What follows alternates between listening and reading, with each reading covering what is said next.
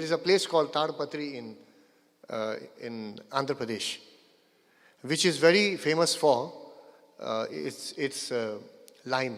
You know chuna? Chunam we make for Paan. So it's very famous for lime. And once upon a time, there used to be a merchant from Tadpatri who used to frequent Prashanti Nilayam to do business. And once in a while, have Swami's darshan also. That was secondary. The primary thing was he was doing business. He was selling lime there in the market outside. And a part of that lime, he used to make some special lime for Swami. And that used to be a very fragrant pink colored lime, which was meant exclusively for Swami. And we in the hostel, we had the prerogative to prepare Swami's Paan box. You know what is Paan box? The silver box in which Swami would keep his Paan ki patti, the betel leaves. And we used to take turns to dice the betel leaves, wash it properly, clean them up properly, and then arrange them neatly inside the Paan box. And then there would be this small, tiny little silver container, and we used to fill it up with that Tadpatri lime and then place it right inside. There used to be a small spoon-like thing, spatula, to take out the chunam. And then very delicately with a handkerchief, white handkerchief, and there was a whole department taking care of Swami's handkerchief. Department of handkerchief in the hostel. Where else in the world would you even hear a thing like that? A department of peanuts. So this Swami's room used to prepare peanuts for the birthday boy. And in Prashanti Nilayam, almost every day everyone had a birthday. Because Swami would invariably come and then pick up the akshata, the lemon rice, the turmeric rice, and then throw it on the birthday boys. So a lot of people would, prepone their birthdays and then come there, and Swami would say, yesterday also you were sitting here. You have a birthday every day? Do you have a birthday every day? And that boy would just nod his head and say, yes, Swami. And Swami said, very good. And once again, this has happened so many times. In fact, one day, one of our batchmates, Rajgopal, do you remember Rajgopal, the athlete? Rajgopal was one guy. You teach him one thing, and then you had to learn it back from him. He would progress so much on it. He would delve so deep into it. He learned tabla from somebody, and then he became the tabla player. Like he accompanied some of the greatest luminaries in Indian classical music. And a very fantastic person, human being. So it was his last day for Swami's darshan, because he was leaving the Prashanti University for good and going back to his hometown in Chennai. He was craving for a grace of Bhagwan, for Pad Namaskar or something. So both of us, we sat together right in the front. And those days, Swami used to do CTC. You know what is CTC? Chocolate throwing ceremony. So we used to offer chocolates. Birthday boys would bring so much chocolate. And lovingly we used to call. We used to take Swami just like our own parent. And we were just frolicking and running around, playing there, right, just in his house. That was our home. So the chocolate throwing ceremony, along with the turmeric rice.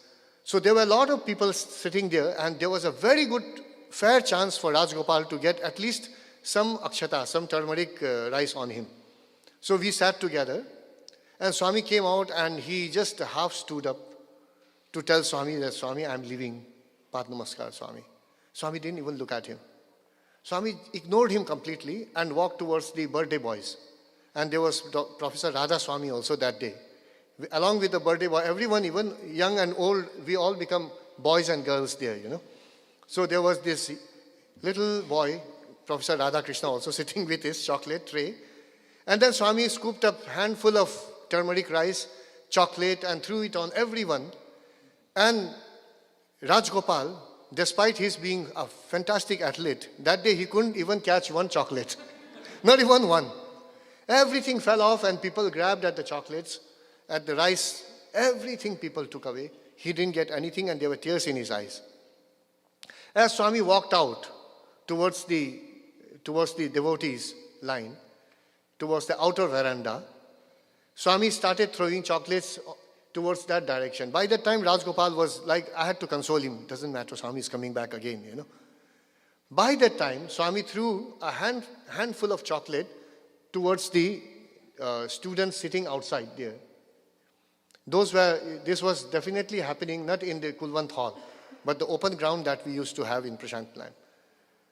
One lone chocolate, defying all the law of motion, it just flew back and then fell on Rajgopal's lap. And he had his darshan. So that was a beautiful instance of, so I was telling you about the chunam, tatpatri, and the chocolate, about the Paan box. So this is the story of that Paan box. What happened was, Mr. Tatpatri was in Puttaparthi, the merchant from Tatpatri, and he was inside Swami's interview room, waiting for Swami to come down. He had that exclusive opportunity. There are a lot of people, for reasons known only to Swami, they are drawn so close to Bhagwan, despite that denying him, saying that, no, Swami, I don't want you now. And Swami says, you must want me, come on, at least I want you, come here. So he was drawn so close to Bhagwan, he was right inside the interview room. Professor Kasturi was standing there. Swami was still upstairs. And then this gentleman, he saw the Paan box. And he couldn't resist the temptation of eating a good Paan. So he picked up the box, opened it, made a good sizable Paan for himself, out of Swami's Paan box and ate it. And when he did that, Professor Kasturi was aghast. How can you do this? This sacrilege. He said, how can you do this? You shouldn't do that. He said, he is definitely God for you. We all revere him. But you know, in terms of Paan, both of us, we have the same addiction, he said. He also is addicted to Paan. I also eat Paan. What is wrong in eating Paan from his box? After all, I am just taking, and this chunam, I have brought it myself, you know. So when he did this, by the time Swami came down, and without a word of reproach, Swami went towards the Paan box, and quietly he made a small Paan for himself.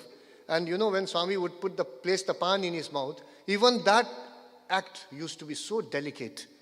Just made a Paan, placed it delicately in his mouth, and kept chewing. It was quite a sizable Paan. That's what Professor Kasturi tells us. And then Swami kept eating the Paan, chewing the Paan. And all of a sudden, Swami looked at this merchant from Tadpatri, and he vomited out the Paan, whatever he was chewing, right on his palm. He just brought it out.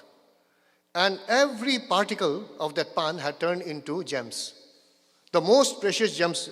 Professor Kasturi tells us that there were so many colors in that. They were red, they were ruby-like things, but all gems, and they were all sparkling. And Swami looked at Tadpatriji and said, can you also do this? Then Swami said, if you can also do this, then you can steal from my Paan box. Swami said, so considerate.